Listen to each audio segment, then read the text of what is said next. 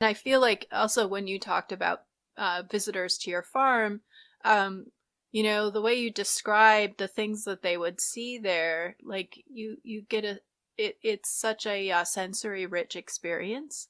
And I feel like that is another factor of wellness, of human wellness, that we're not getting through the things that we spend most of our time with, social media feeds and things like that. And so you're really kind of reacquainting people with these experiences and how that is a positive environment, a positive Yeah. feeling. And I mean, in the newsletters, to repetitively write about food topics, you're really basically just breaking down like college dissertation style papers of like health nutrition of the food, the seasonality of the food, the duration that it took to grow this food.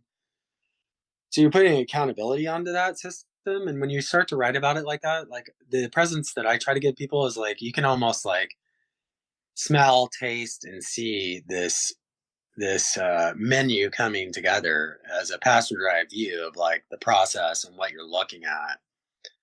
And I think a lot of people, it gives them an interesting appeal because most of the content we read is pretty negative. The news isn't positive. That's true. You never hear a feel good narrative. So like we offer 100% positive innuendos, puns, jokes. That's great. We set people up like they think we're going left, left, left, and then we throw them like, all right. And they're like, wow, that was very interesting, but it actually makes sense. And then we try to paraphrase things like that though, so it keeps people on their toes, but it also keeps them engaged. And we can see that it's working because when we do our chimp survey, I think most of the newsletters are read about 98% in their entirety.